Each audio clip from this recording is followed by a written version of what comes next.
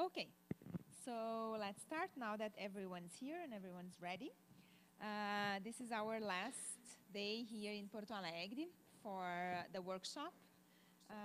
And when we organized the activities, we thought that it would be more interesting for the students, instead of staying inside the classroom and listening to lectures all the days and during the whole day.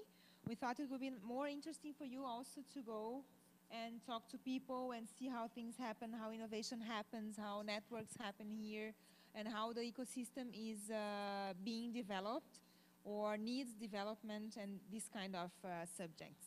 So that's why we organized a lot of interviews with different stakeholders from several places in Porto Alegre.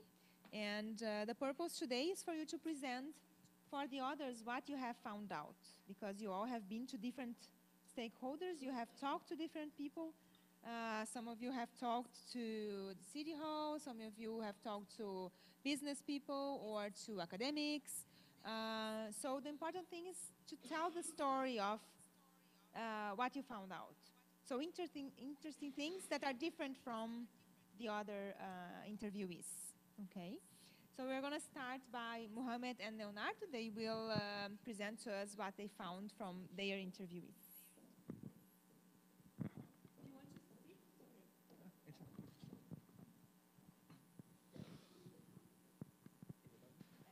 Thank you so much, Elisa. And we will start with the introduction that getting to know the important personnel of Alliance and presenting by these two gentlemen. So the first person we met was Julio Caesar. He is the Technopuc manager of Porto Alegre and Vermo sites. There are two sites, Porto Alegre and Vermo. His role is to make laws and policies for the innovation in both cities. He is indirectly involved in PACT as a specialist to help workshop. He is not directly involved in the PACT.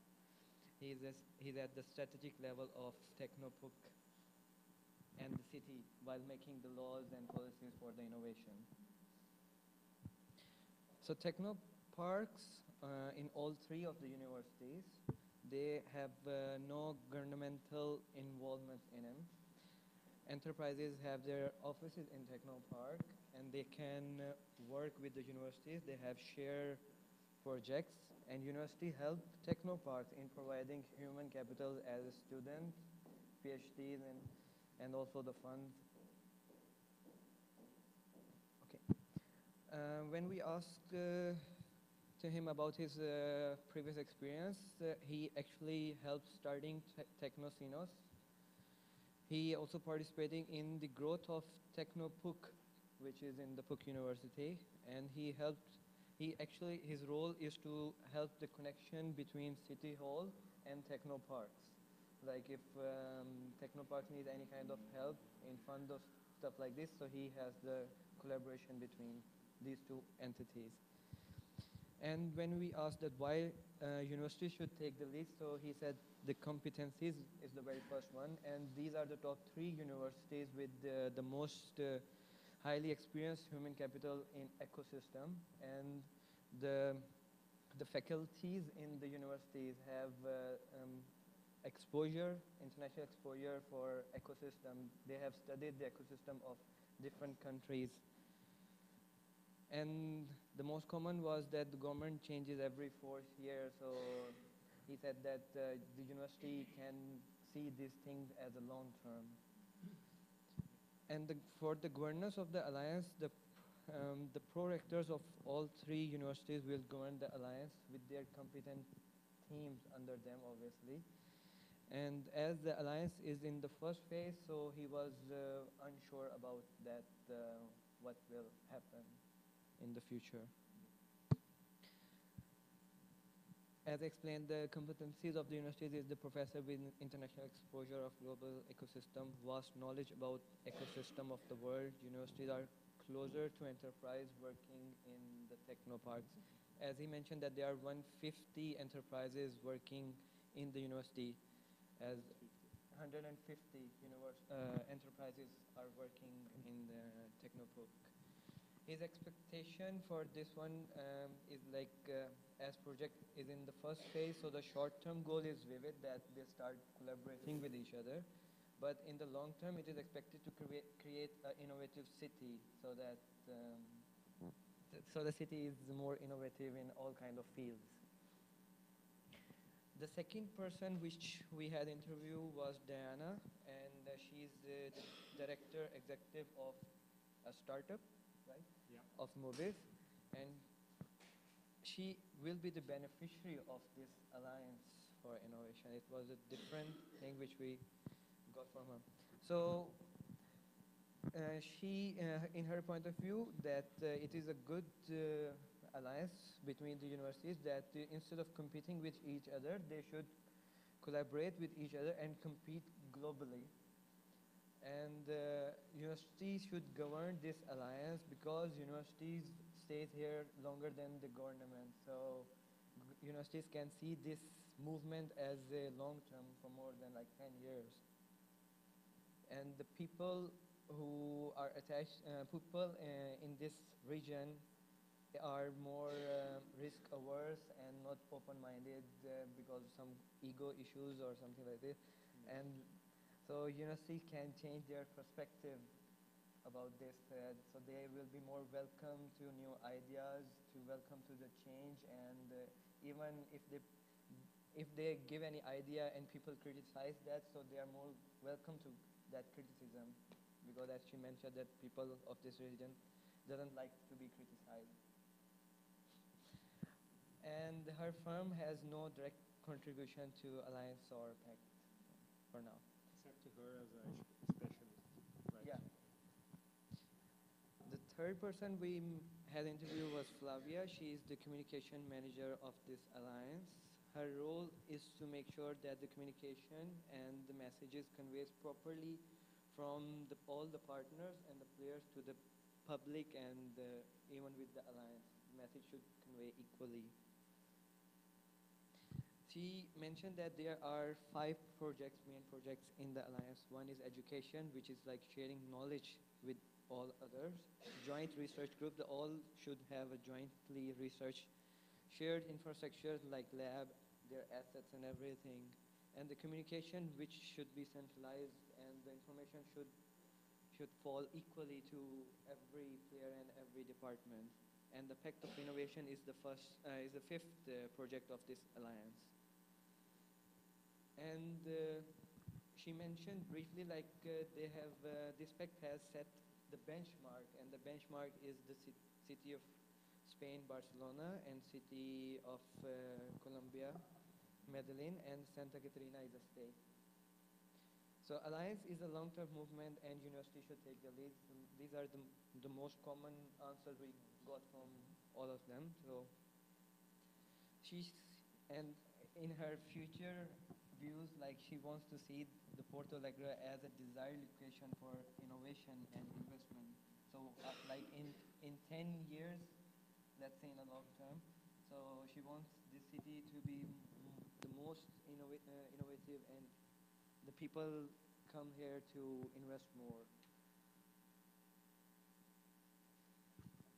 Rector and pro-rector of either of the university can speak for the other. So she mentioned that if any one of the rector or pro-rector says anything to the, like he says anything to the public, so that message is actually from the rest of all. So rest of all agreed to that message. So one message delivered to public is from all rectors and pro-rectors. About credibility, right? The alliance has one.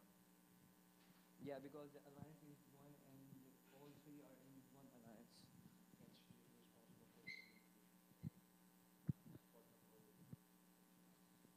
And yeah, and they have like all these 3 main partners in the alliance. They have meeting every week, and they use any kind of communication mode, because yesterday she was saying that there were some kind of internet issues. So even the one connection was from the WhatsApp call, and the other was on the Skype. So, but they have to have the meeting, and they have to have transfer whatever the message they have to convey. So meeting cannot postpone. And the methodology for the future is like the 75 organization will meet once in a year to take the major decisions about about the innovation, and they will report their updates that what they have been doing in the past year. Is there anything you want to mention? Okay. And the fourth person we met is a manager in Pow Hub. He works in a city hall. He is also the vice president of AGS, which is the Association of Startups in Rio Grande do Sul. Yeah. And he got infected by a triple helix collaboration. So how he got infected, so we will see that. So his previous experience was that the previously Brazilian government never consult with or thought about the society before making any kind of laws. Universities do not connect properly with the firm to understand their real problems. In his views, collaboration is very important, but our government lacks these skills actually. The weaknesses he finds is the barrier to start new business, and to this he gave the example that even to start a popcorn cart, a person needs to take 6 different licenses from 6 different organizations just to start a popcorn. And some of the universities' researches and methodologies are impossible to work with due to the environment here. And the strength he thinks that this region has is the diversity of the field in this state, is to create good disruptive business ideas. There are a lot of gaps in this state which you can create ideas for, but as Diana mentioned, that people are not more than welcome to the change or to new ideas. That's why this strength is kind of hidden. And he suggested that Helix should be between 4 entities instead of 3. So the fourth one, he said that the startups should be in that Helix, and the industry and universities and public organizations are already there. And public organization have no idea about how to invest their 150 million real budget all over the Brazil. And because of that, NGOs are now want to invest here in Brazil, but they cannot find any good entrepreneurs or any good ideas. So here, the investment in bank has a good returns than you compare to if you invest in a business, so in a startup or any kind of business. So this is also one reason that might stop people to have any kind of new ideas or investment. So this is the example which he gave, that in USA, if you deposit any amount in a bank, they give you less return. But if you start any business, it gives you more return. So they want to promote more innovation or entrepreneurship. But here, as people are less risk averse or something like that, that's why they more prefer to put their money in a bank. And the public policies which we asked him, so he said should have less barrier and obstructions for new startups. Public contracts should be given to more third parties and startups. So any kind of public contract like construction of road or a business or public building or anything. His view is about a minimum state, so he don't want. He thinks many of the contracts now could be for a third party and for a startups also. So this region has potential to compete with other regions.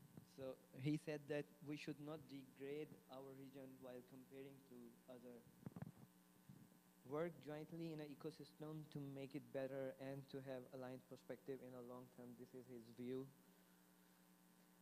The people criticize just to demolish even great ideas instead to help create better ideas. Universities can work together to make those ideas work. So this is the same thing which Diana also mentioned, that people don't like criticize, or if they criticize, they actually just demolish the idea that this idea cannot work, instead of giving a good opinion that, okay, maybe you can do this thing to make this idea work. And as I mentioned that he is the vice president of AGS, so he also arranges this meetup for students and investors, so they can sit together in one roof. And if any student has any kind of idea or business plan and a startup, they can talk and get the investors' attention, or even get funding. Thank you so much. Any question if you have, you can ask.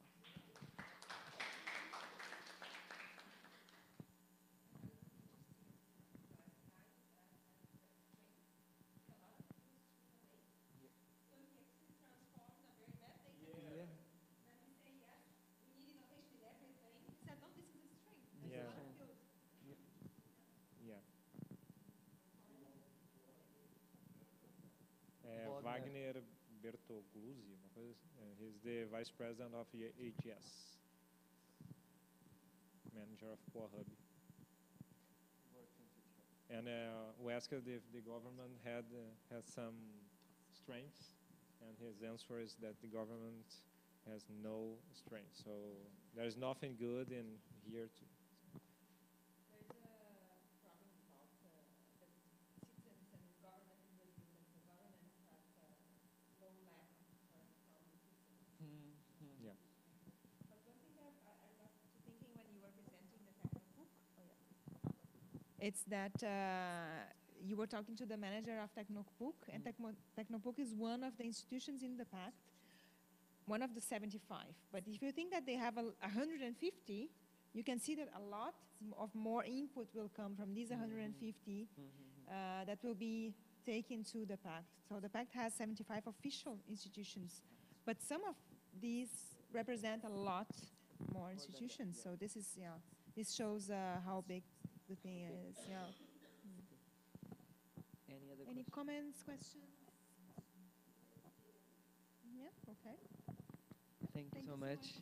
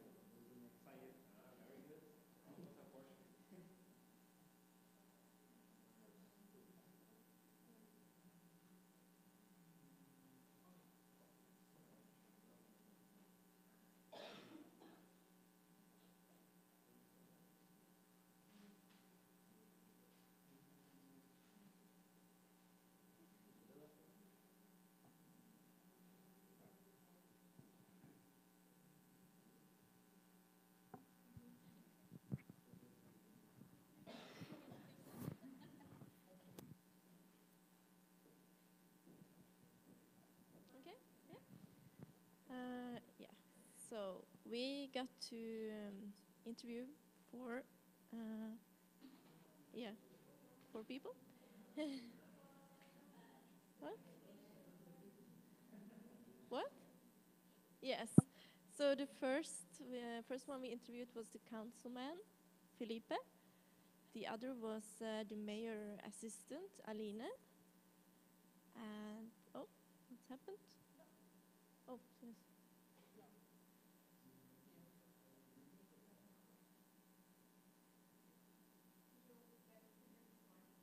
Yes. Not working?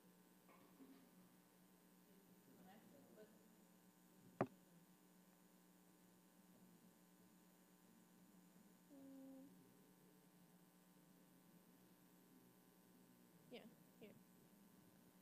our second interview was with the president of Zebra, Darley. And our last interview was today, actually, with Monica, the startup elephant, Retrado. Yes, this is really important.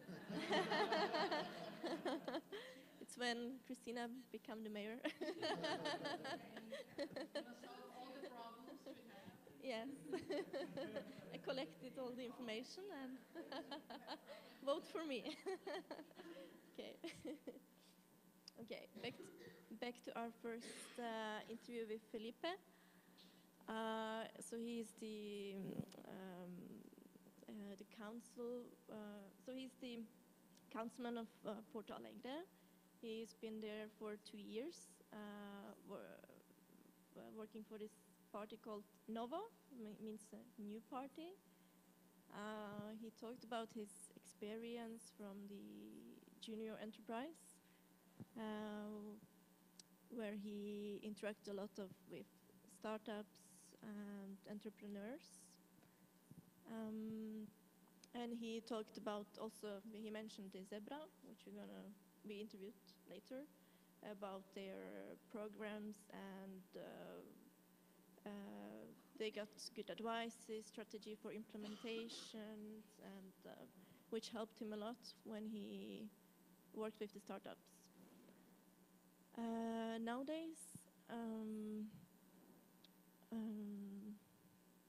yeah, he has this.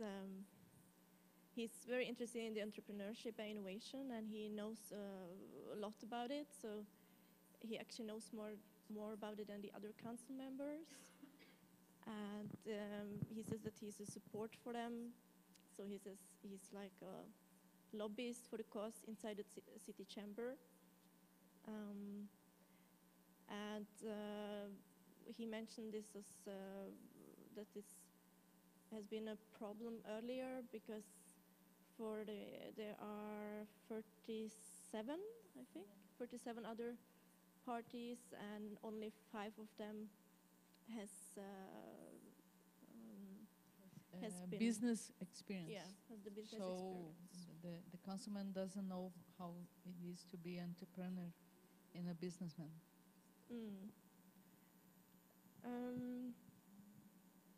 Yes.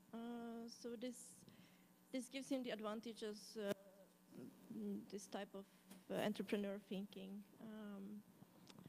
And when we talked about the weaknesses of the region, he says that there are problems with the raising funds for innovation and startups. The market is not very consolidating. And there are other cities, Sao Paulo, Rio de Janeiro, larger cities that are much more developed. And the strength of this region, he says that the people are very dedicated and has the entrepreneur nature. He says that there has been more changes in the last 5 years. There has been more startups. But the challenges of the bureaucracy in these regions are, he mentions also a huge challenge. But he also says that this region is not the worst, but not the best. He says that they get from 25, they are at the 9th, you call it, place? Yeah. Yeah. They have this ranking of cities in Brazil for innovation entrepreneurship, and from 25, Porto Alegre is the 9th. So it's not the worst, but it's not the best. Mm-hmm.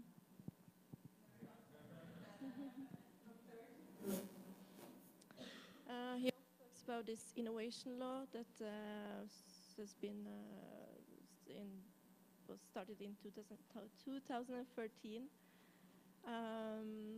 which is not very used and people don't talk a lot about. So he says that it should be more simplified, the legislation should be more simplified and the regulations. And he also tells us that many from the other parties try to come up with projects that are against this.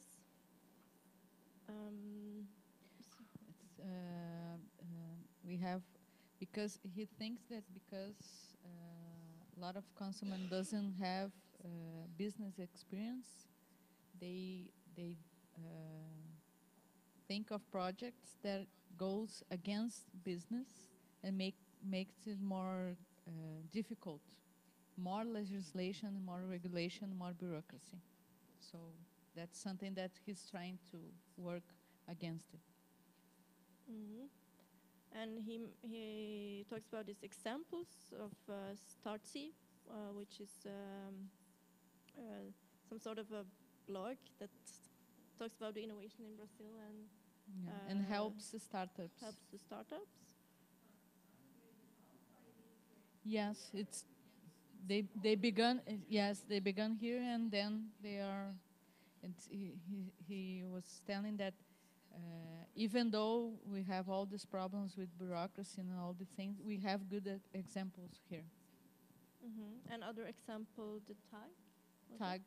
The tag. Yeah. It's a book club online that you receive the book with a letter of the writer of the book. It's a new business. Mm-hmm.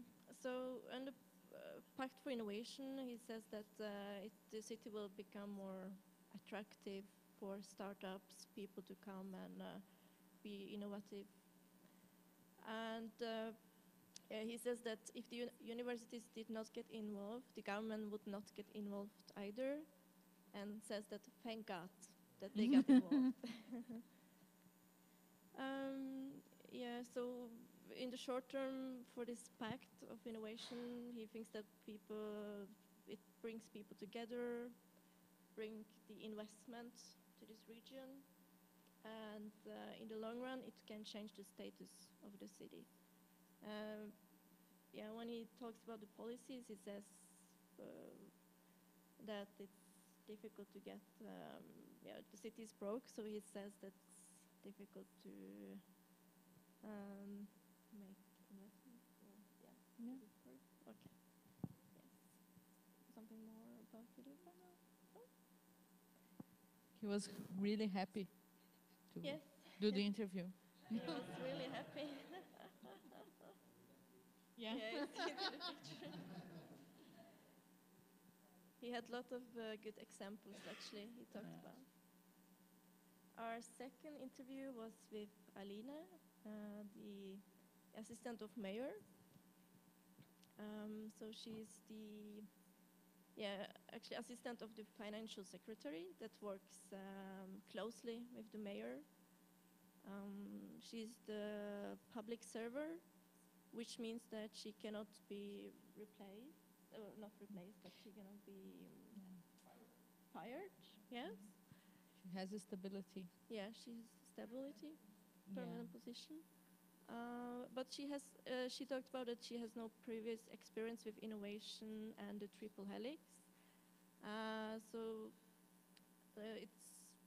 for her it was new, this project in April this year.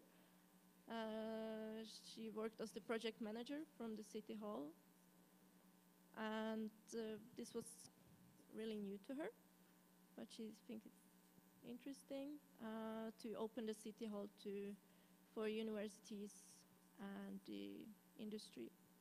But she also mentions the bureaucracy, that it's difficult to pass legislation, everything takes a long time.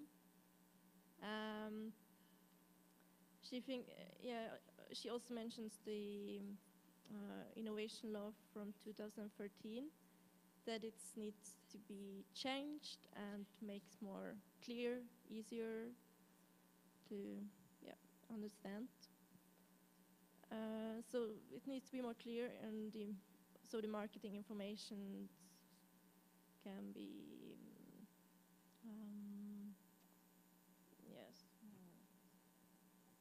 Not sure the word. Yes. And also talks about that people usually go to other cities, the big cities, the Rio de Janeiro, because it's difficult to sometimes get things done in this region. So she talks about it as a weakness, and it's important to do something with. About the Pact for Innovation, it gives more publicity, and with publicity you get more attraction. And for the short perspective, it provides the knowledge, and for the long run, the city becomes more attractive. When we talked about the universities, she talked about the. Could you explain it with the mayor? Oh, okay. She explained that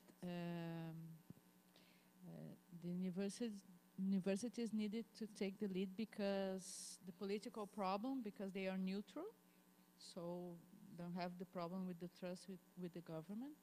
And also because the mayor is really ahead of his time guy, in her view, but at the same time he's a little bit straightforward and a little bit not so diplomatic on her view. So sometimes he can get people to work with him. So if he take the lead on this, it wouldn't work. So he's a good guy with good ideas, but sometimes the diplomacy doesn't help much. So. And it's important to mention that she will, the mayor will be changed in it's for 4 years. So then you get a new mayor, but she will stay in her position, and her work is to makes the work be more flow in the process for the next mayor, so she can continue to work on this project on this pact. Yeah. The third interview was with the president of SEBRA. He's it's an organization that provides what do you call it? Mentorship, support for small and micro business. Micro businesses. Yeah. And they were working on the projects with Catholic University of Milan and Catholic University of Pelotas in Brazil. That were important to create the knowledge and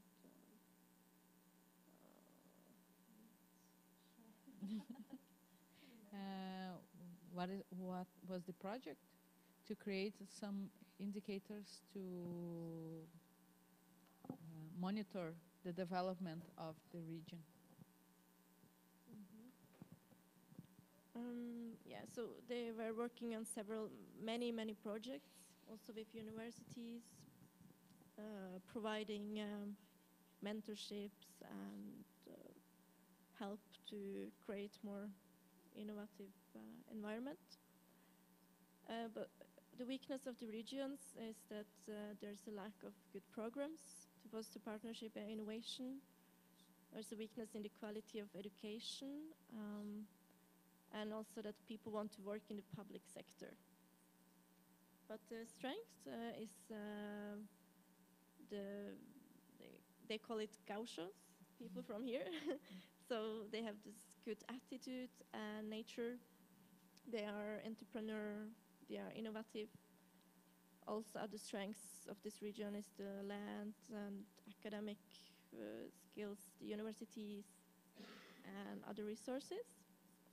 And this pact will make the institution be aligned and make them work together instead of instead of working Yeah. not Separately or against? against each other. Yeah. Mm. So this will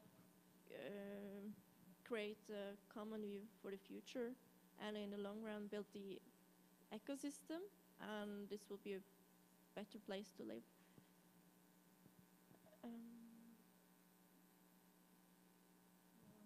This is about why the universities lead the process.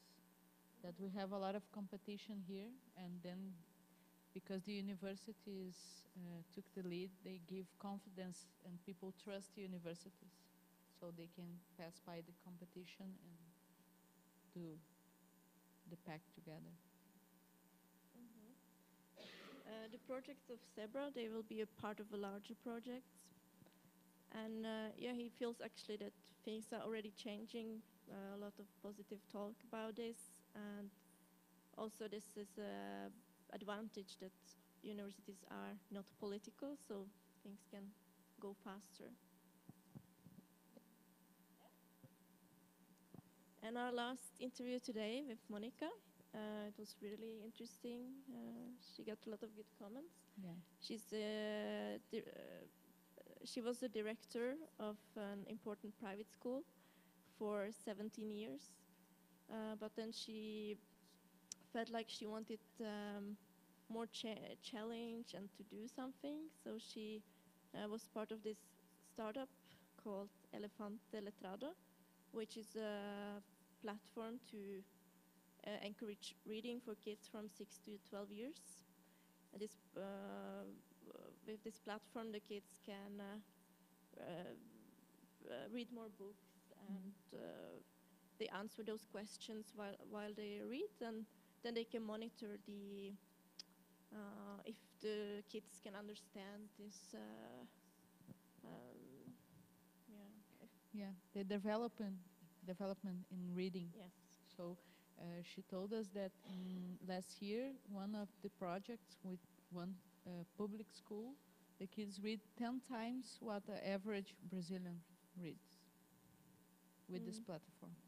So Which is a really good result. But yeah, she talked about the weaknesses, that main problem in this region, that people are always fighting, always always in opposition with each other, and it's difficult to find the same purpose. So that's the main weakness. But the strength is that there's good academics, and location is really good. But with this challenge to make people to work together, she's saying that this is the main problem of the actually, yeah.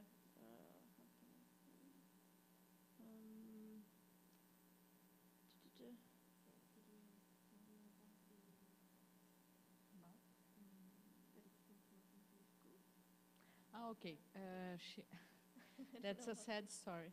So a little, I got a little embarrassed when she told this, but they did two pilot projects with some public schools, and they got really good results, but the teachers didn't like it because it showed that they didn't do a good work. So they started to talking that they wanted, the startup wanted the government money. So the founder of the startup gave the license free to all the public schools. And even though they continue to tell that they want something from the government, and they couldn't give the software, the platform, and the schools to use it because the people, the teachers have different ideology. So because they thought they were from the friends with the mayor, and the teachers didn't like the mayor. So if it comes from him, we don't like it. So they couldn't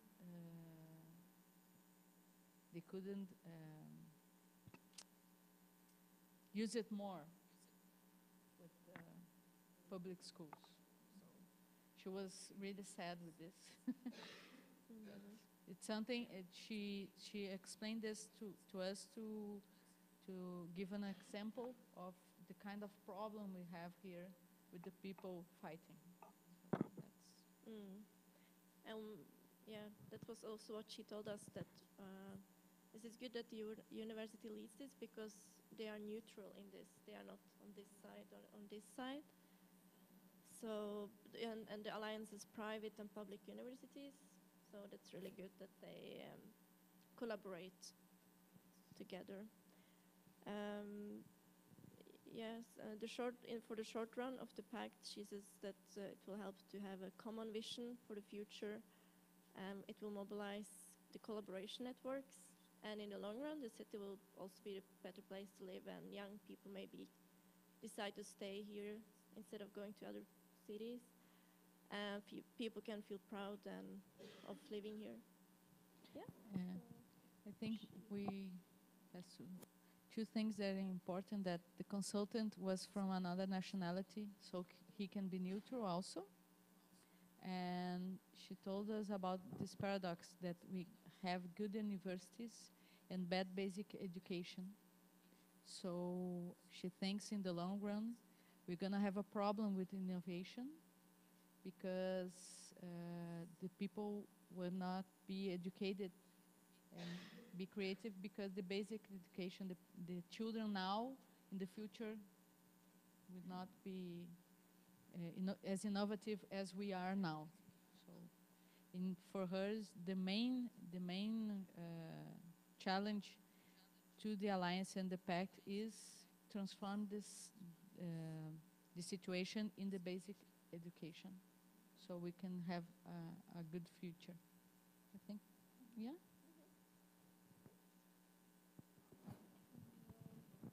That's all.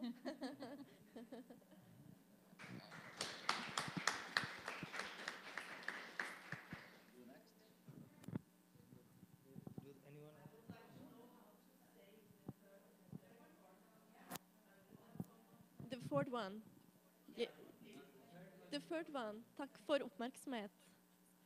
It's in Norwegian. Takk for oppmerksomhet. Thank you for your attention.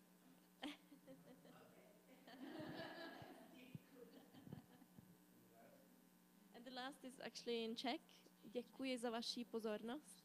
I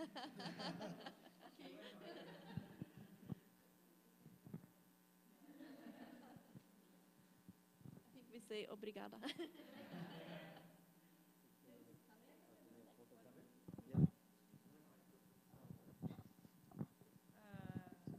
Just to make some comments. I thought it was very interesting that we had the political science perspective here from the people from the City Hall, the two first ones, I think. And when they say that the law was not very used, this shows why the alliance could be important, because it's a bottom-up approach. So usually when we have the formulation and the design of laws, if it comes from the policymakers, many times this is the result. And then they have a whole development, formulation, implementation of the law, but then the results are not what is expected. So when you change the formulation of some policies, then you can have a better result if you include the stakeholders. And this is something that is not very common and not easy at all to do. You can see by the alliance, which of course is in the beginning, but it's a lot of work to try to develop and influence policymaking that comes from the bottom-up approach. So this comes from the political science research, usually when they research this formulation of public policies, instead of just analyzing the implementation or the results of a public policy. And it's very interesting that they say, well, there is a law, but it's not in use, so we need to change it. And then we have the importance of these networks that will try to influence the formulation of new or change some public policy. So I think this is a very important input. And another thing that now comparing the first interviewees with your interviewees, we can see that the region appears very strongly. People mention the culture. So one of your interviewees from Sebrae says that the gaucho is very innovative and creative, but one that you interviewed said that no, that people are not. They are risk averse here, very traditional. But we can see that the region and the culture shapes a lot the innovation culture and the whole ecosystem. And the fact that the consultant is also not from here, it can be a beneficial aspect of the project, because he can come and he doesn't have any political influence, he doesn't have any involvement with anyone, but at the same time, he doesn't know the region and he doesn't know the culture. In order to help, you need to have the involvement of people from here. Because otherwise he will come with some methods that have worked maybe in Spain, but maybe they will not work here. So you can see that the region is a very strong aspect, and that's why also we have these regional studies with innovation, because you cannot take the context out of the innovation ecosystem discussion. The lead, the president of Sebrae, told us something interesting, that the development of the agriculture in Brazil, in all the regions, mostly are because of the gauchos that go to the other states and develop agriculture, even agricultural technology. So we are very entrepreneur and very innovative, but it seems like when we are here, we are not. Only when we go to some other place. So something like that.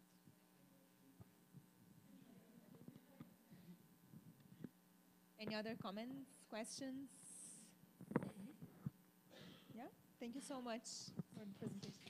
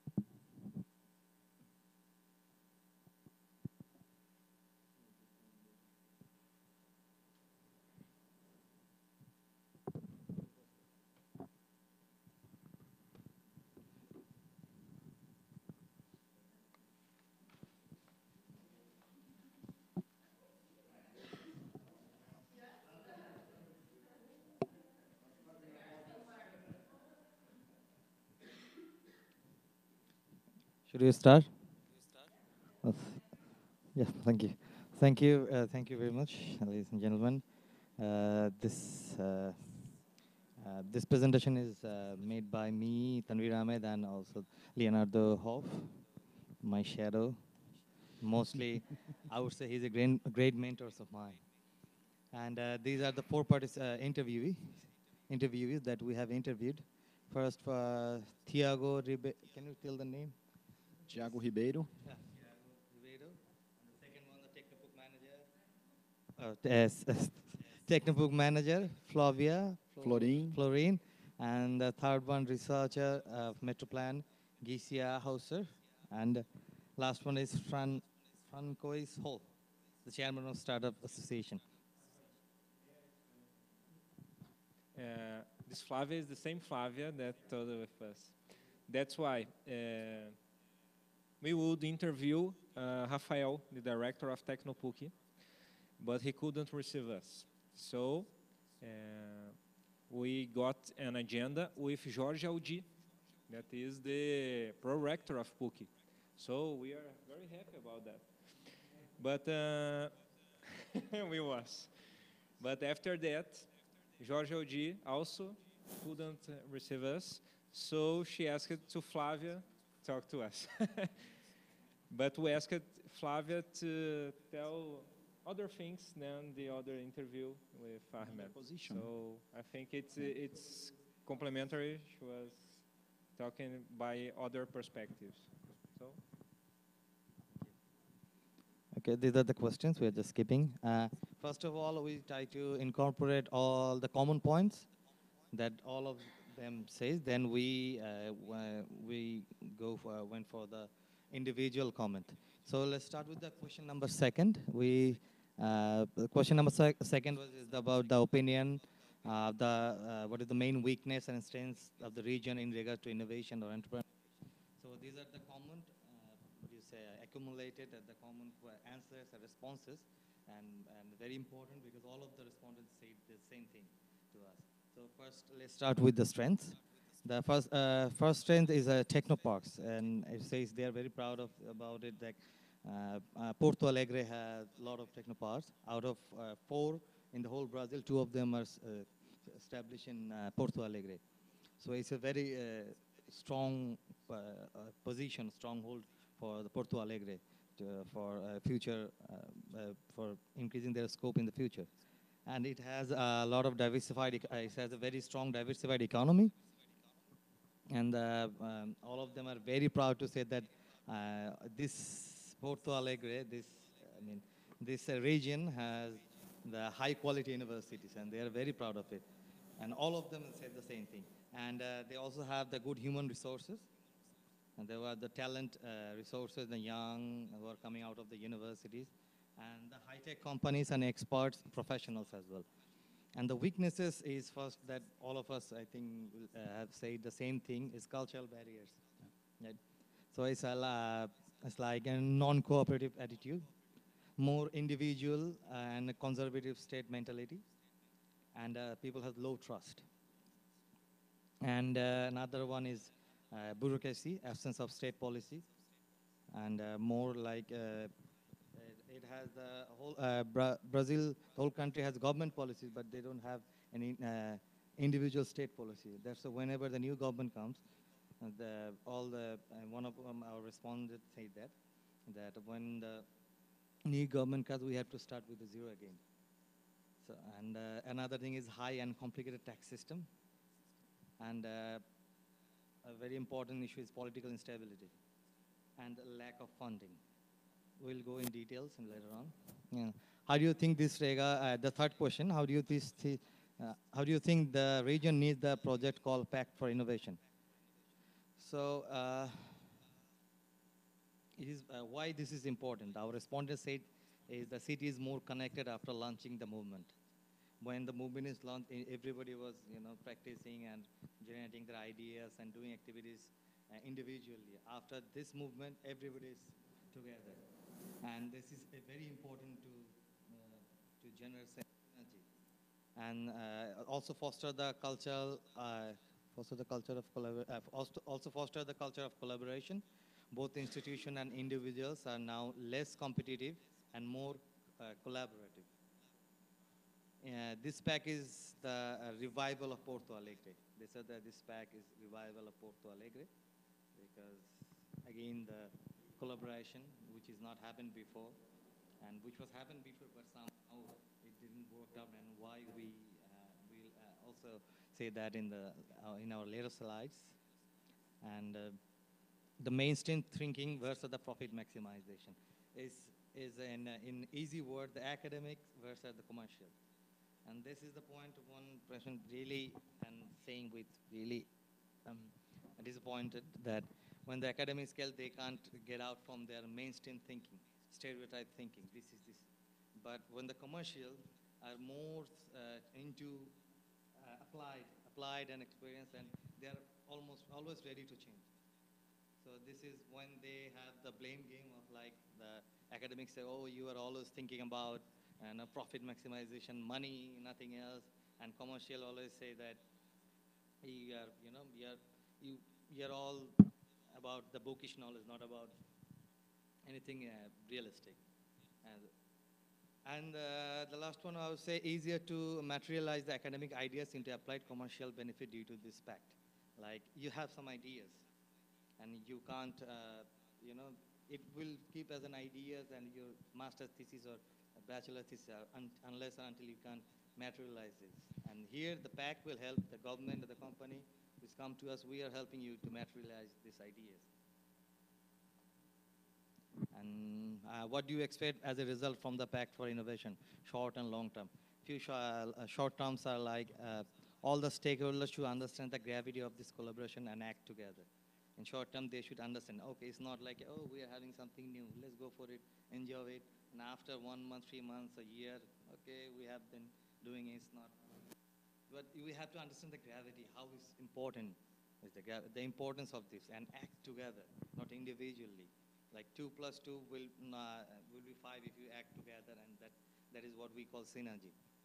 More events to know each other and faster networking. So this region need more events like as we have seen in another presentation, like we see the Unisions had one event that was really huge, and we can't accommodate all of them, right? So this is how the networking creating.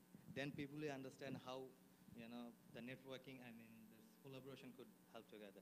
So in short, these are the main point our respondent said that we should concentrate on. In long term, a movement is a good starting, but sequence is very complicated because we know we are moving, but we are not sure which direction will give us the best result. So important part of this movement is what will be the next day. So what will happen in the next day? What we're going to do in next day? That is more important. International expansion in future beside local expansion. In long, we don't want to limit this collaboration activities in local. But, moreover, we are looking forward in the international expansion as well. And make Porto Alegre a center for innovation, creativity, and entrepreneurship in future. They are planning to make this. All of the responded was saying almost the same thing. We want to make Porto Alegre as a hub of innovation. And university needed to be more aligned with the small and medium enterprises, not big enterprises. I think it's also a very good wake-up call for the universities that they are it's all, we like to say we have big companies, Intel, Microsoft, SAP, but there are new companies who are very potential. So we should all concentrate also about them. Like what one big company can generate, like 100 small company can generate more tension and more economical, collaboration, more networking than them. And why do you think universities are taking the lead of this called Alliance for Innovation? And first that we say that, you mentioned the trust issue. This comes here again. Universities have the high acceptability by the all stakeholders. More importantly, the trust. So every entity, individual, or regardless it's companies, big, small, government, everybody has trust on the university, especially the professors. And they also mention some very good professors who are highly respected and have the leadership quality. And they are very happy to follow them, in fact, their leadership. And project led by university is more sustainable rather than municipality or government. Like an university takes the project and the lead and is consistent over the years, how long it's not like very serious in the beginning and less reluctant on the end. So they think that if the university takes something, they think they will take it very seriously, and they'll continue for the utmost result. And it also facilitates research and development and know-how. This is a very important characteristic of university. Universities have the resources to take the first step in the collaboration. Universities have the university produce the, for example, universities are producing the expert human capital that the companies and the government need. So university is the first step for the start of beginning producing of new human capital and human resource. So that's why university have always have the resources to act first. And yeah, this is director for all. According to his individual opinion, and which are not common with the others, but almost the same, the leadership is required.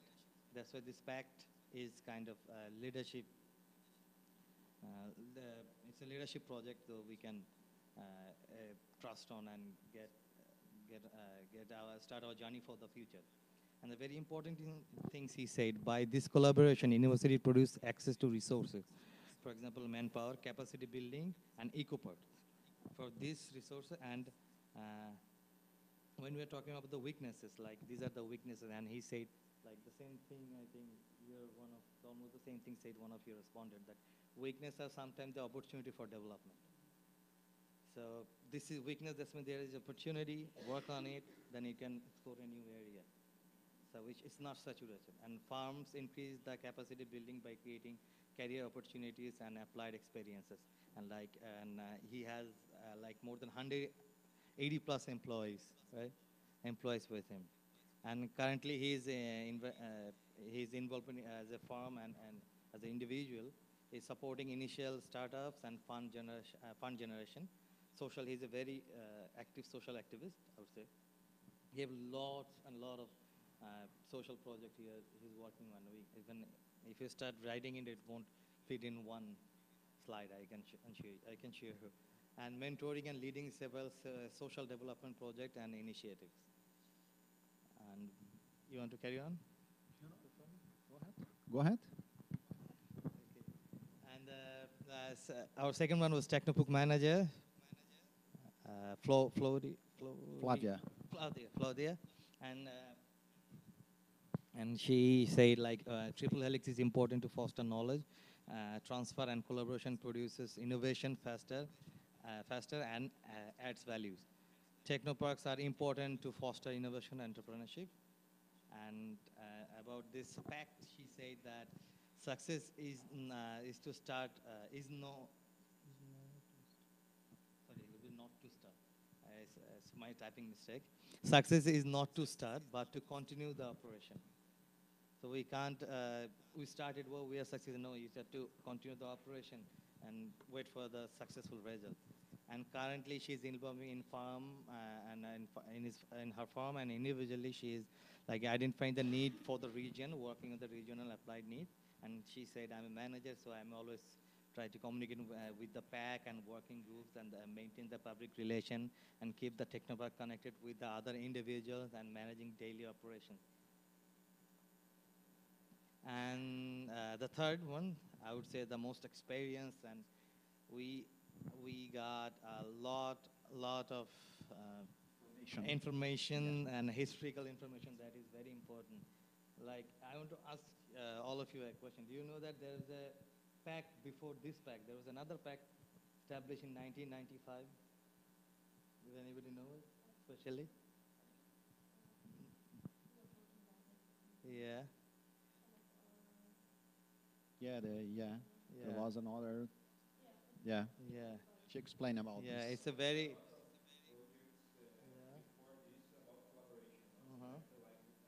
Yeah, it's like the complex political rivalry caused the shutdown of the first startup collaboration called Porto Alegre Technopolis, established in 1995. And this egoistic problem by the different political party, and they stopped this.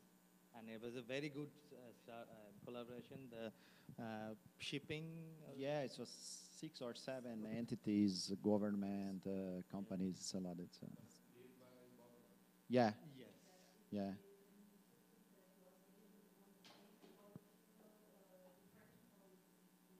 Yeah. Yes. The French Yes. policy. Yeah. Exactly. The French policy. So, Yeah. yes, it's led by the government. And when change government, they finish. Demolish the idea. So it was also a point for us to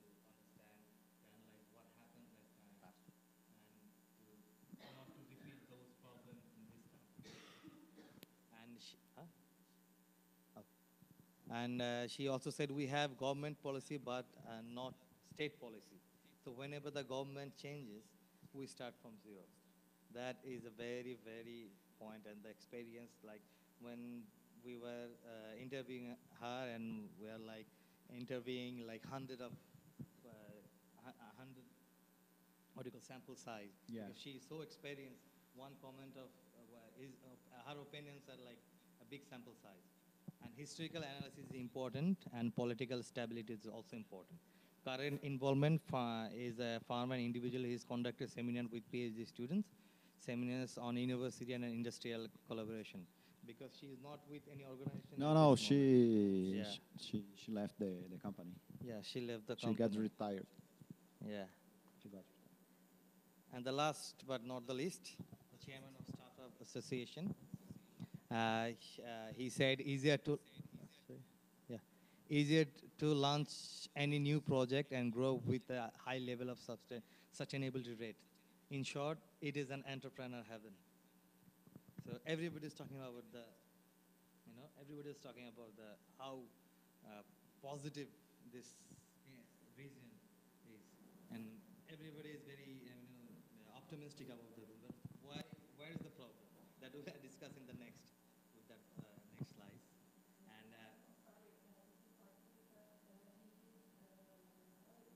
sorry? Yeah, he's from France. I know. Yeah. He's saying it's very entrepreneur heaven, this area.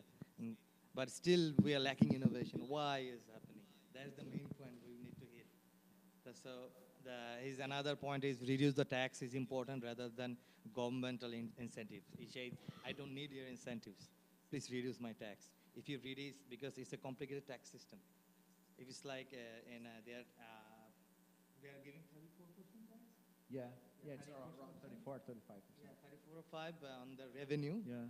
So he said, if tax can be reduced, then I can hire another employee. Yeah, you And have I to can pay before produce more. to give back to return the investment. Yeah. It's Yes, I a can big- hire another employee, and it will be like more. I could be more productive. So let the firm do their work without government interruption. It will increase the productivity. Need more technical people. And he said about this, it was really nice.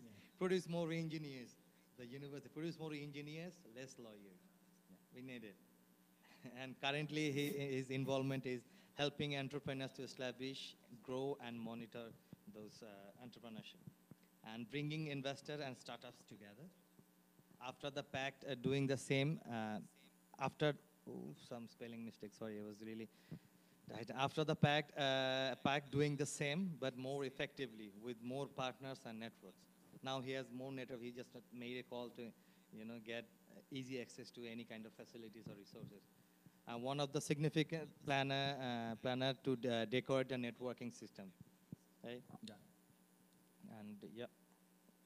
So we asked one question to everybody. So if you give an importance, for example, in triple helix, you have government, you have universities, and the firms.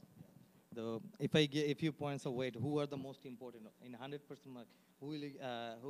What percentage you will give to individually? And in spite of their saying the government is having problem, and some of the universities are bookish, and some universities saying the firms having more profitability, but they can't ignore the importance of each and every one. So it is not 34, actually, it's all equal. It's automatically came in Excel. So in government, firms, and university, all of the respondents except one, he said, all of them said that there should be an equal importance for all of the stakeholders. So we can't do anything without any single of them. Like government, if they don't do anything, but the government has to be with us. Firms, universities, this is how this relationship works. Without one of them, it won't be successful. And this is one idea that we're talking about how hours to require to prepare tax, because a big problem, big issue. They complain about this. Brazil, for example, we need around 2,000 hours to prepare tax. This is a cost very expensive for us. And the part of the second part, each how long do you have how long do you need to open a company in the second graph? It's 8 days, sorry. Then here in Brazil are the worst if you compare the rest of the world. This is maybe a main point, a problem here in Brazil for the entrepreneur or company. To calculate, you have a lot of documents, you have a lot of things to do exactly. Then you spend a lot of money to do this. Then this is a problem that they related, taxes and time to open a company. Yeah, you can compare also with Norway. You know, Norway, the taxes system is like how far it takes sometimes. Yeah, 200 days and less than Maybe 200. 100, it's Yeah, Norway. it's like about 100. Yeah, and here we Yeah. have So, 2,000. This is a big this is the proof of their yes, they're yes, saying. that they are saying. So we can't Yeah. exactly exactly Confirm that they are saying. confirm that what they are saying. So we try to figure out or point out. I don't say figure it's a long. It's not easy and one day work. Like what is the key point? Like cooperation is the key for no. Sorry, I was an. So cooperation is the key for knowledge spillover, because despite of, yeah, even I got confused. So despite of huge potentiality and resource, still innovation is lacking. This is the point we are thinking. Then everybody is saying so positive. We have this and we have this problem, but we have a lot of potentiality in this area. Then we try to figure out why. Ask the question why this is happening, because after from these interviews, we have understood that is a lack of collaboration and cooperation. The first thing. So despite of huge potentiality, this is the thing that holding this region back. And how? Collaboration and cooperation creates networking and knowledge spillover. And knowledge spillover and networking foster innovation. So if we don't do this, innovation will, innovation, in order to make the more innovative, this region more innovation and entrepreneurial and development, collaboration is needed. And synergy is necessary. Because this is how synergy can be, with collaboration, we can produce synergies. Anything you'd like to add? Yeah. That's it. So, any questions? Yes. Just comments that the overall image of people in the region in regards to the universities seems very positive. People, at least compared to the government. So it is good for the universities that they have a good image, but also can be a bias because we are from the university asking these questions. So maybe they would not say negative things at the same time. But in general, what you are all saying is that the universities have a better image than the government, than the public administration. But something that I got from what you were saying, what you're presenting, also it's a question that we still have that we will find out in the future, which is, if the universities are leading this movement, are they going to be able to bring the business approach to this policy making and to this ecosystem development, or they will bring and they will be tied to the academic view of the traditional university that does research, teaches, and makes a contribution to the society, but it needs to bring the business and the entrepreneurial approach to this movement and not the traditional university approach. So this is a question still that remains about the movement. How is this going to be in mid or long term if the universities can break this barrier since they are leading the movement? It's important that just the first step is led by the universities. So the next steps is with the table. It's called table by the methodology of Joseph Piquet. And this table has firms, has government, has all the Helix, and they will lead the governance will be by this table. So the university is just doing the first step of this project. So maybe this is an answer. And the consultant, José Piquet, brings this credibility for the project also. So it's important to give to complement the university's view about this project. Yes, yes. And I'd like to add few comments about like what what we visited yesterday, and we have seen a very good policy by the government.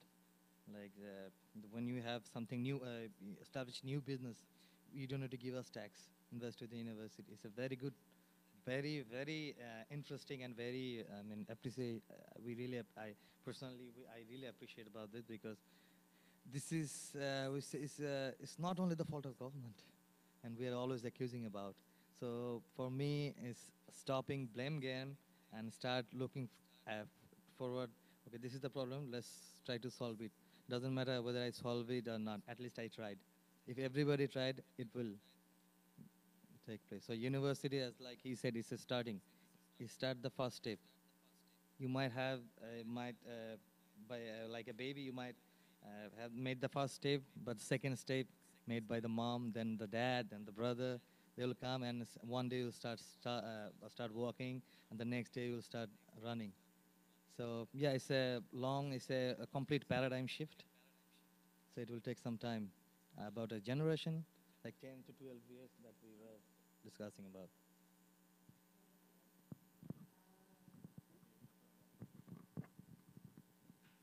So I think it's okay.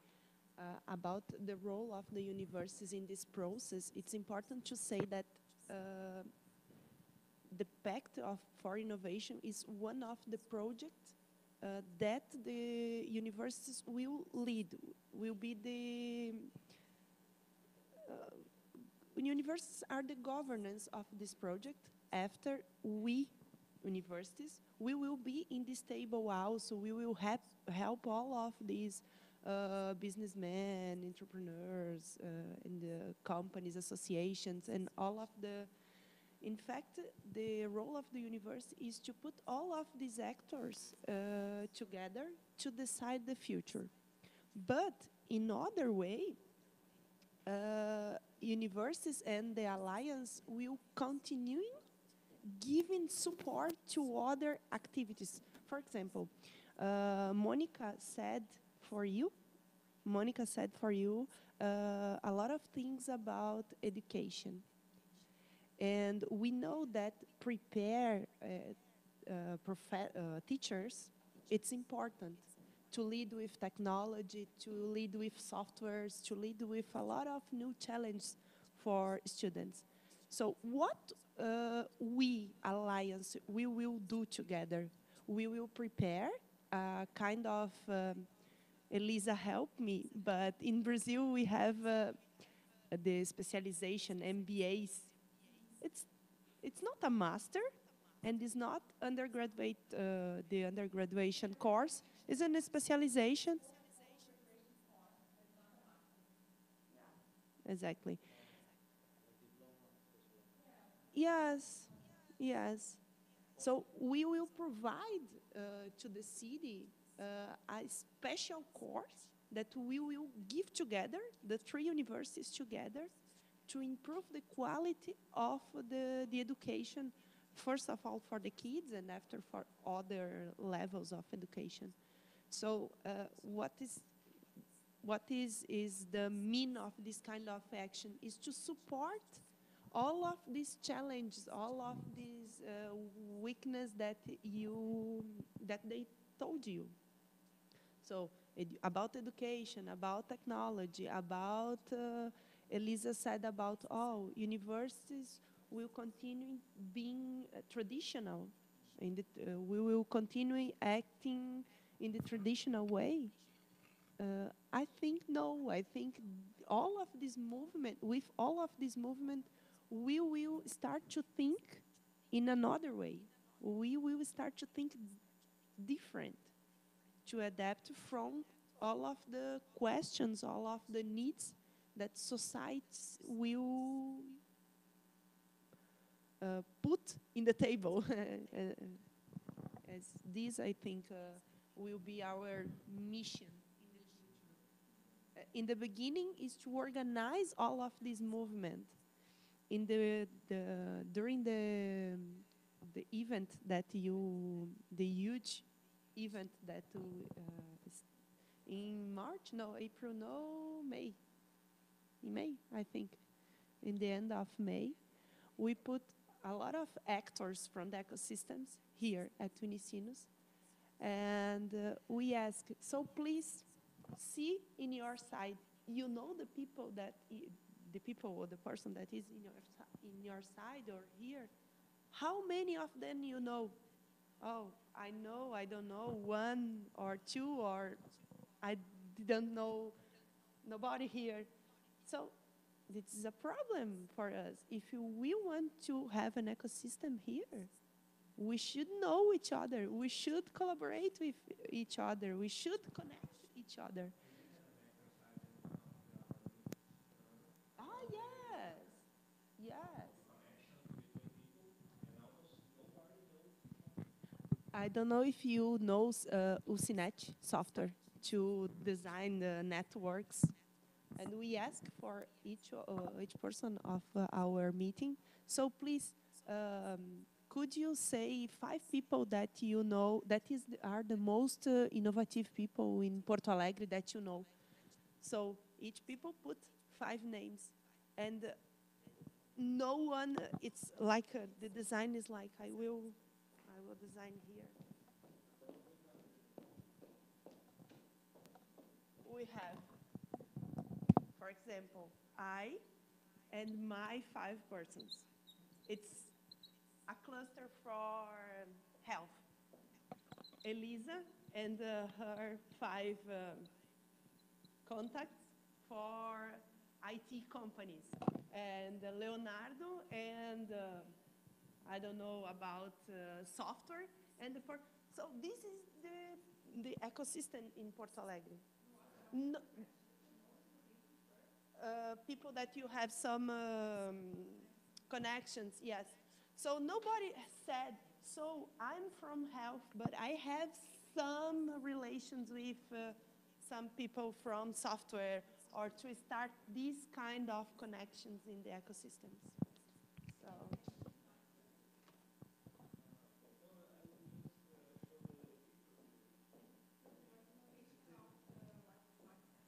No, we start with some informations about relationships and business and collaboration, and after we ask about how many people to say about 5 people that they had some collaboration to innovate in, and so it's just an exercise, very simple. With I didn't remember very well, but I think 30 people.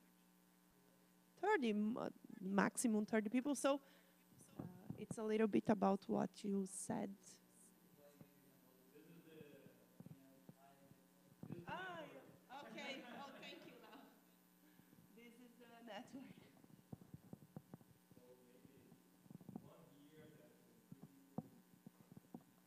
But we know this. We know these people, and we know they are very close in terms of sectors or activities, or that when they are very separated, they are from different sectors, different activities. Yeah.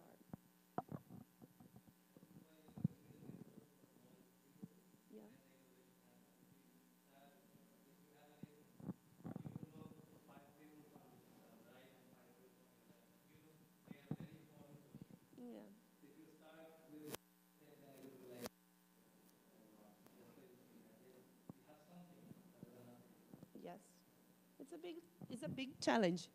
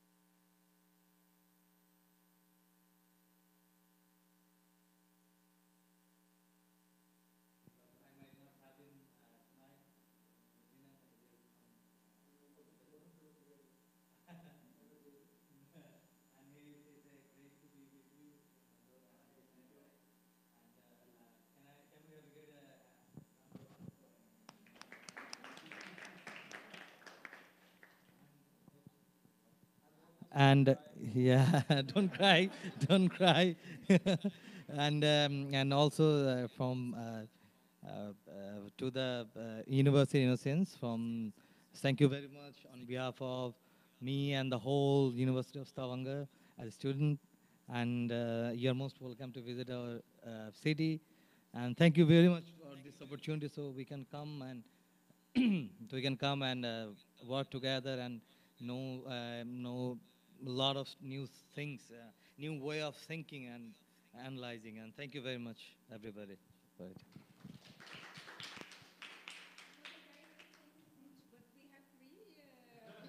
Yes. Yeah, that's. I was thinking, are we done? Are we done? Okay. I felt sorry for myself because I don't have the presentation. I don't even have the pictures. And I only have my laptop with me to present for my interviews. I hope so. Okay, for the triple helix, there is one interview that I made. He is working in a Unitech, and he says that, correct me if I'm wrong, the city of Sao Paulo? Okay. Because he said that the government in Sao Paulo region help or assist the university and industry in a way that these two will not pay governmental tax, believing that the business they create will help to improve the region. And that the government has close collaboration with universities and industries and asks somehow how they can help. And the institutions going how the institutions going and give the aid they can. So the government has a close connection with university and firms, especially for the tax, not paying for the tax, and thus the government asks how they can improve, how can they assist to improve with their institutions, and that because of the assistance of the government, the university promote or organize some research so that he says the city grows. That's the working environment for this triple helix. And for the question, what do you think universities are taking the lead on this alliance? Some says that it's obvious they are taking the lead because of their expertise and knowledge, and as the people trust them. It's just the common denominator that most of the people here in the region trust the universities. And also, yes, the universities has the capacity to do it, believing that the people also believe in them. And so for the weaknesses and strength, yes, some of the weaknesses is that, as I've said, nobody help each other. And one says, no give back to the city. That this means people who made money in the past live abroad.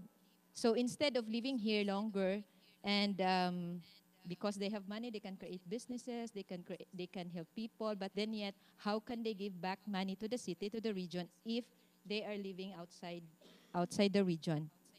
And yes, for the cultural reason, people don't cooperate, and so yes, the economy of the state not doing well.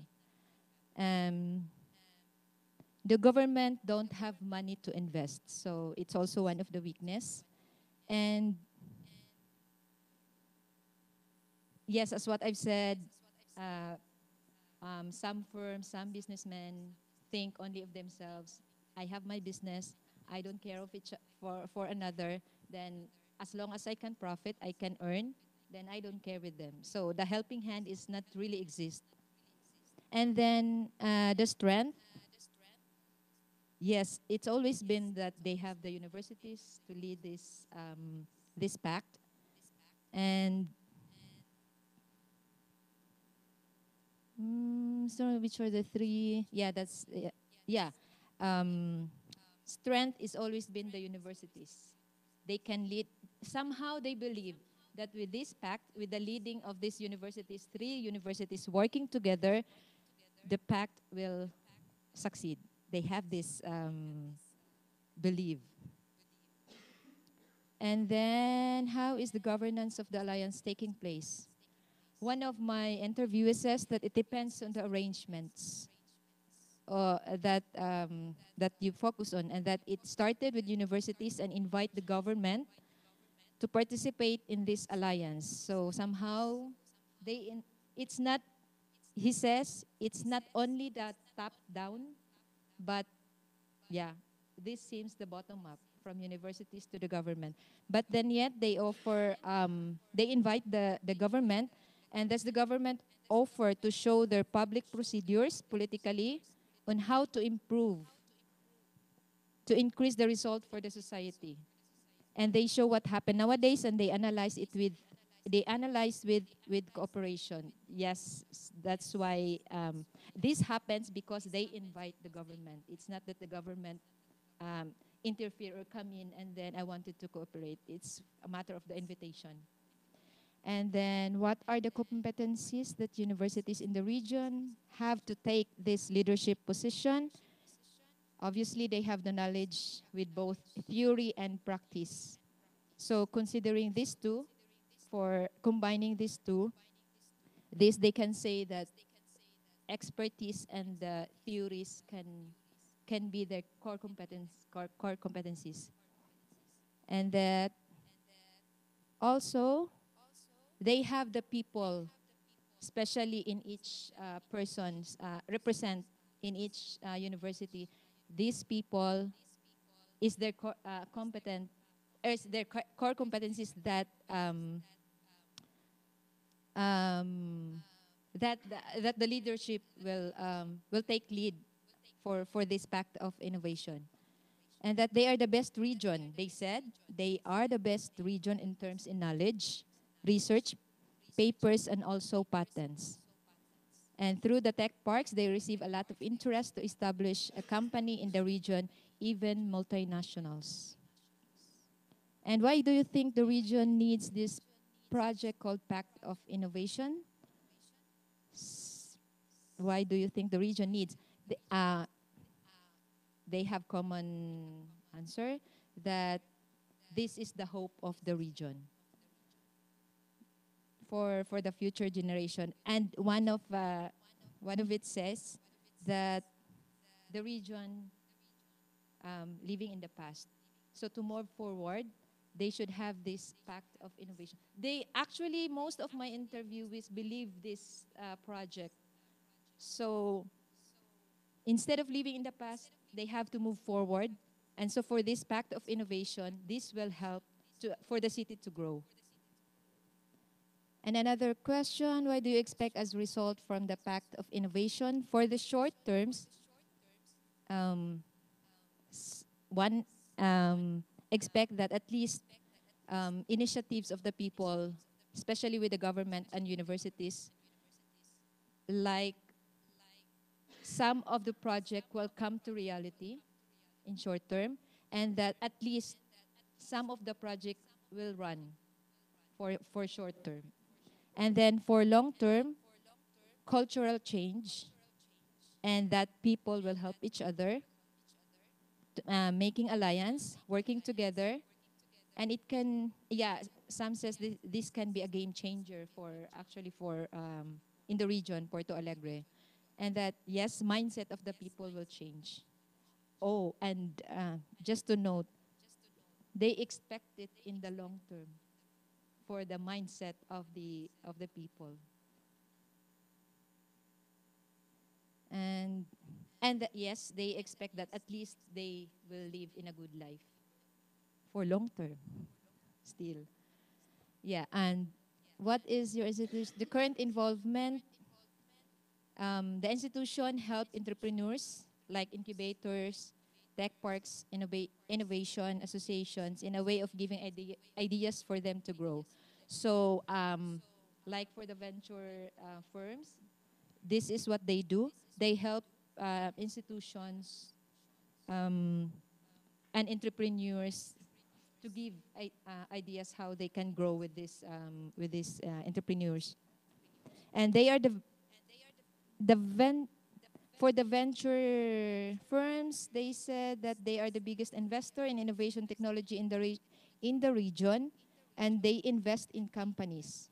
So people who invest in the project are invested by their company. Yes, so they can also bring money to the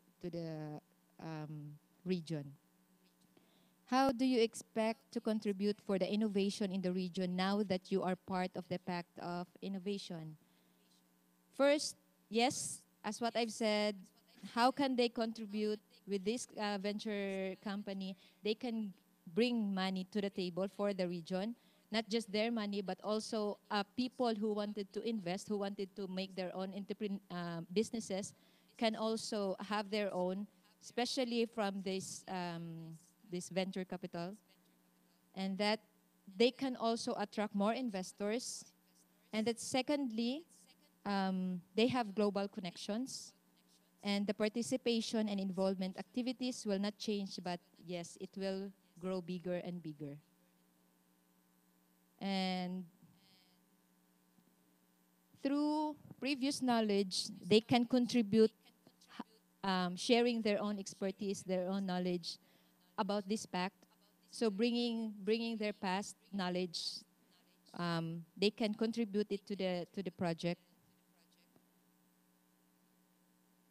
And mostly of my interviews don't know they're part of this project, but one of it says that he is the manager of the arrangement for this kind of approach, and he is also engaged of educating people. Like even he used it in his class to give people the knowledge that what is the trending nowadays.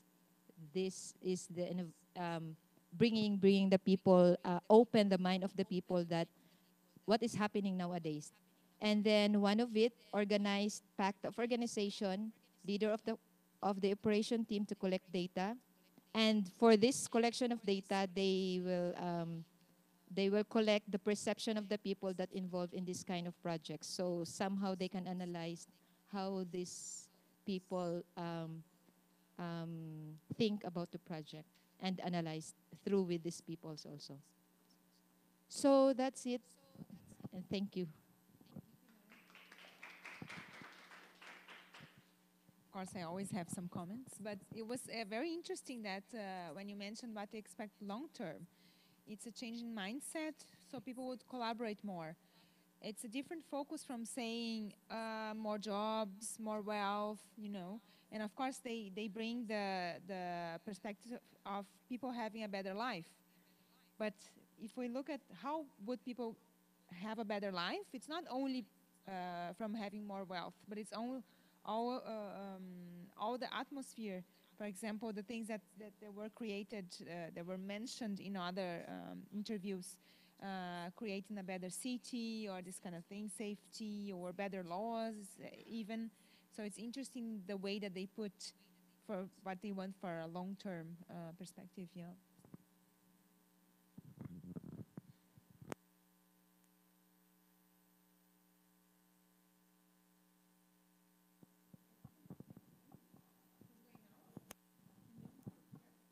So I had 4 interviews on Tuesday. The first one was with Paulo Roberto Miranda, which is the president of ProSempa. He is a man of really many words. Basically half his life story. He went to Unisonos himself many years ago, and after that he has had experience in public, federal, private, and governmental positions, many places in Brazil. He has moved a little around, and through this experience,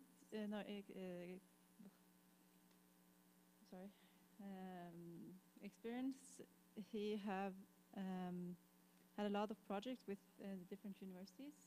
So he have experience from that and have only good experience. So he prefer actually doing experiments with universities. A weakness he saw in this region is that my pretty drawing there, every 4 years you have different change in government and kind of have to start from scratch. So it's hard to plan long term with this.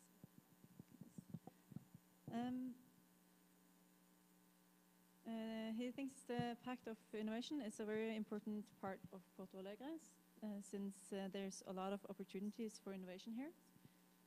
One thing that he mentioned that they have been successful with is the book fair that starts next week, and of course I think that has something to do with that he's responsible for it. He also thinks that this Pact of Innovation can get together hopefully most of the city and building a better future for the entire city. And he thinks it's really important that it's universities that took the initiative to build this pact, especially the three big ones, since they are neutral in political aspects and neutral in the competition in economic interests. And he suspects that universities have other interests of themselves with this project. My second interview was at City Hall, project manager Eduardo Dossa. His previous experience with innovations were from another company called Sinai, where they had to improve management installations. Outside of this, he only has this tiny experience of the innovation pact that is barely started now. His view on the weaknesses is that there's conservative culture here, and the people need to open their minds for innovation and be more open to the change. And of course, getting together and collaborating more. Strength, he thinks that the people of Brazil is really hardworking, and you have a lot of creative people here, and the culture is very open to entrepreneurships, so it's easy to kind of start an entrepreneur. He thinks that it's not enough policies for entrepreneurship and innovations, and would want to implement more, so it's easier than now to start up. And I asked him where he wanted to get this knowledge, if it wasn't from Brazil, and he said US and maybe especially from Japan, because they are really good at building up their cities.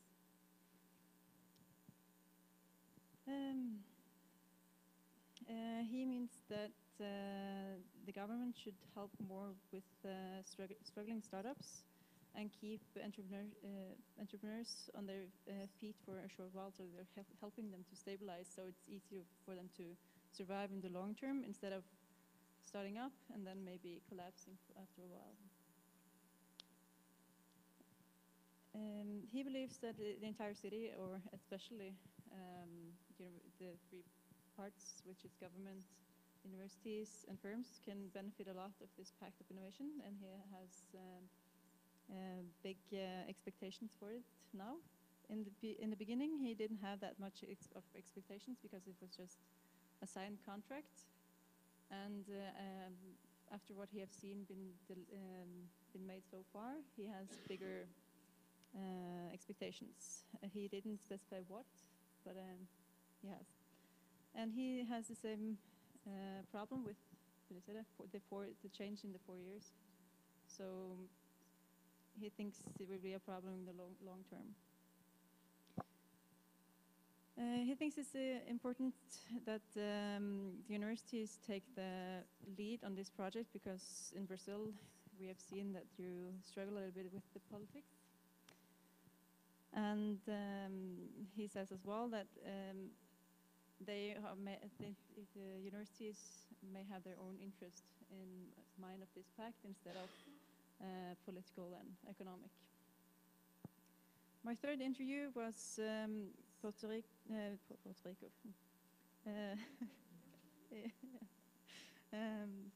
Porto Alegre Ingueta.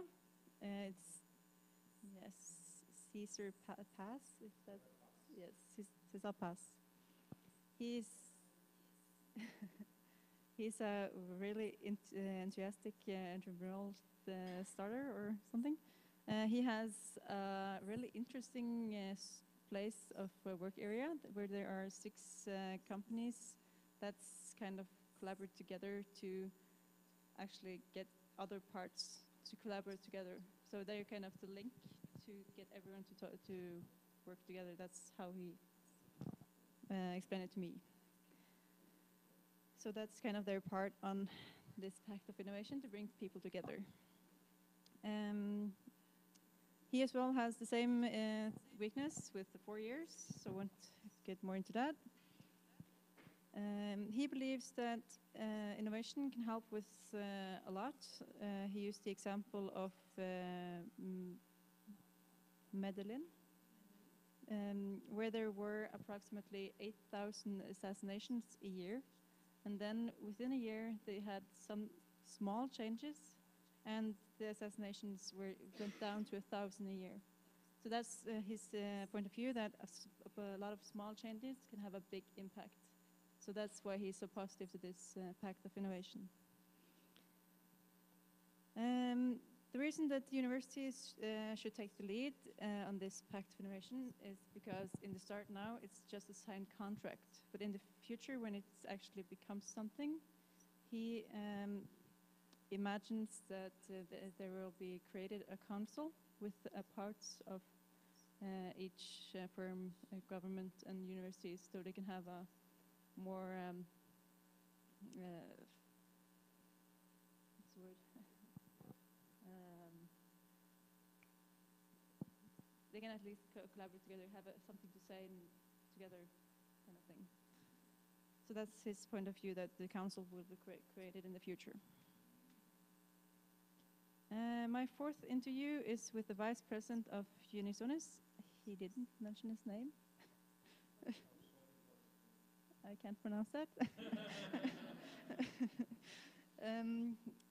His recording was a little bit struggling to keep up with, so what I got so far was they have a lot of company-university collaboration at the Technopark where we were yesterday, which we saw ourselves. So they already have good collaboration there, but of course we wanted more. And innovation is based on knowledge, so it's normal that universities would want to take the lead on this project, since they're based on the science and technology perspectives. And haven't gone through the rest of this interview, so that's about it for now. Yeah.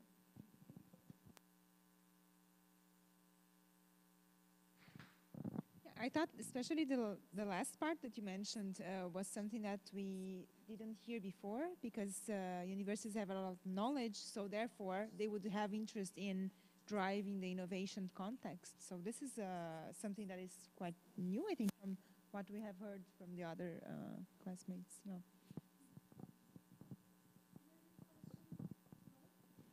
We can see that some of the things started to get repeated, which is interesting and good at the same time, because at least we see that there is something true about what they're saying, because if it was all different, we would say that's really strange. So it's actually good that a few of the information that we get are repeated from several different interviewees from different institutions.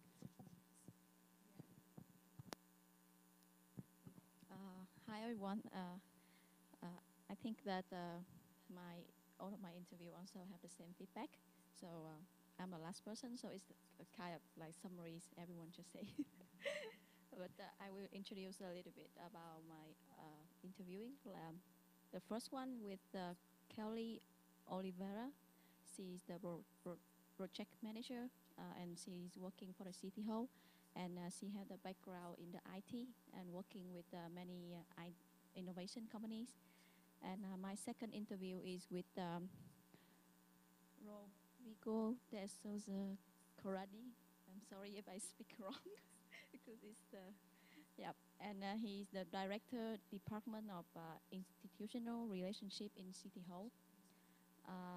And my third interview is with Vice Mayor of the City Hall. And actually, this interview is in Portuguese, so I cannot get so much information from this. but maybe you can have more information after I have the transcript from my shadow. He will help me. He will help me. And my final interview is with Diego Gazzaro. He is the PhD student. And I just summarize which emphasize the important points from all of the interviews. First, it's important to recognize the time for changing. And most of them agree that this is the right time for the city to trend. And they are looking for a long-term project which is packed of innovation. And innovation, according to Kelly, she said that innovation is the way to grow, to improve profitable, because government is not providing what people need. And the main issue is about the security. And they are the first solution is about technology was put in the priority. Yes. And strength and weakness in the region regard to innovation. University is taking lead of Alliance for Innovation. All of them agree that the strength of the region is that they have the good organization of universities. And the university have science park, labs, good payment, basement, and open door to other university. They have more collaboration and try to establish the new culture. And they have the good environment for connection between university and firms. Why they have the trust on the strength of universities? Because there are lots of startups and developing innovation and technology. And Kelly also give an example of a startup named Elefante Letrado. Yes, if I speak right. And they have the innovation in education. And after 3 years building up their business, they have 300% profitable. And that's a really good sign, I think. And according to Rodrigo, the director in City Hall, he said that the university had the environment that already exists, huge amount of college. They already working on technology, and ecosystem already exists and have been here for many years. And they just need the involvement from other sectors like policy, firms, government. And he also believed that the strongest point of these 3 universities, like UNICEF, PROC, and the last one, is university policy. That university have the policy to welcome and open for the innovation and involvement from many actors. And on the perspective of a PhD student, Diego also said that university that they have knowledge, useful knowledge and skilled people to apply technology. However, there is also the challenge, which is about establishing the connection and mindset change. Kelly said that in here they have the extreme culture, that they do not have the culture to collaborate. It's the challenge, and it's also the challenge to retain the talents. And yes, and a little slow to adapt the changing environment. People don't want to see things change, and this one is about the mindset. And I think some also mentioned about this. And Vice Mayor, he also said that it's difficult to connect many universities together involved in a project. And now, one point from the side of the university that I find out is really interesting, and I think it also was mentioned before. And it's interesting because I think it's directly related to the theory that I learned from the university, that the opposites between the academic and market. It means that university, they have a lot of knowledge, but they don't know how to reach the market. And the market and the academic, they don't understand the language of each other. Here is about the link between the university and the industry. And their perspective may be opposite in some way, like profitable and academic things. And this is one of the reasons will make the innovation is difficult to manage. And what they can do about the policy, actually they don't have the specific policies, but they create a project. They create a project actually deliver public service regarding innovation and technology to the citizen. And they have the broad project to attract startup for solution, and also general policies open for solution and ideas. And Rodrigo, the director of City Hall, he also emphasized some specific ideas, like he's also trying to contact and collaborate with the innovation agency from many countries, like Israel, and also contact with the World Bank for the investment. And actually, different organizations are coming to Porto Alegre to talk and identify the problems and find a solution. And Kelly, she also said that there are some policy about the tax, because that's also the problem. Because in here, if you want to open a company, there are many kinds of tax. So reduce the tax can be the policy that they trying to do. And each of them also said that they do not have like specific role in this process, but like most of things they are doing is trying to get many stakeholders to involve. And but actually, Diego, PhD student, he's emphasized a really specific role in this project. Like his first role is mapping the ecosystem to use in the workshop from many places, many countries. But actually, he's also find it's really difficult, because the searching for different places and information most relevant or collecting data is not easy.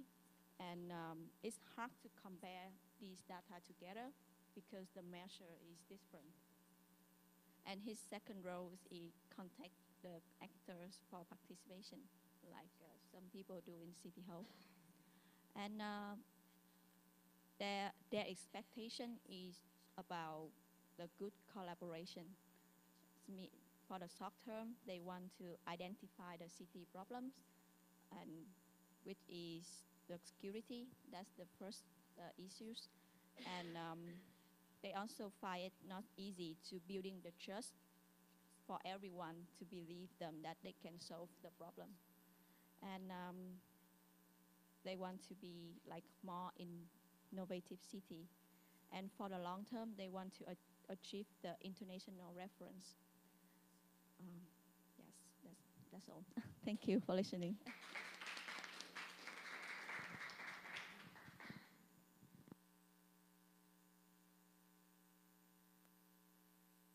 I just want to comment that you mentioned about the safety and the insecurity in the region. There is a research, an international research, that says that lack of safety in a region or in a country, it hinders investments, and therefore it hinders the economic development. So they exclude them, the development. And so this is one point that is not, we may think that is not directly connected to economic development and innovation and entrepreneurship, but the lack of safety, it does hinder So it's not a case from Brazil, it's not a research from Brazil, it's an international research that says that countries that are more insecure, that have more violence, they hinder investments and they hinder innovation and entrepreneurship. So it goes along with what you're saying. Yeah. More comments, questions? No?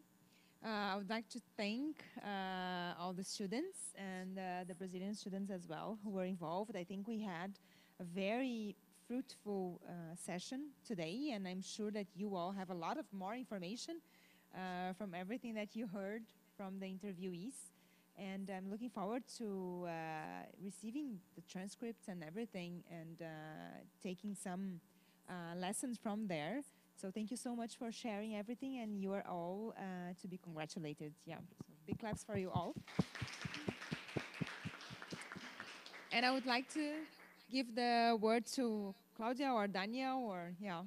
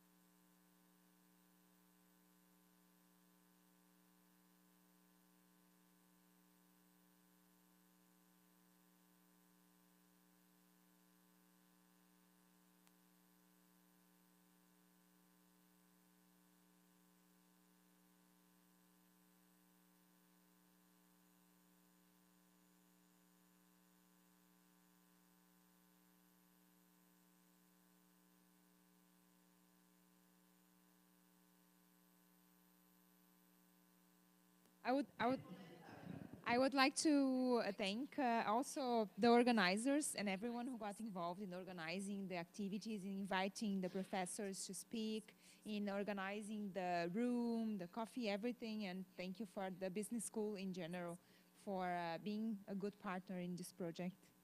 Thank you.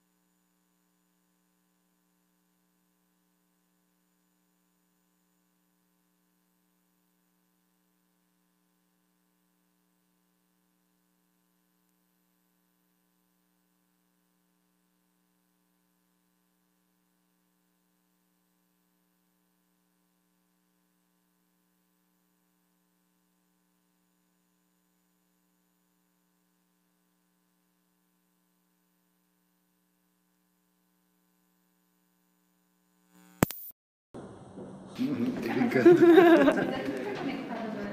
Sim, no meu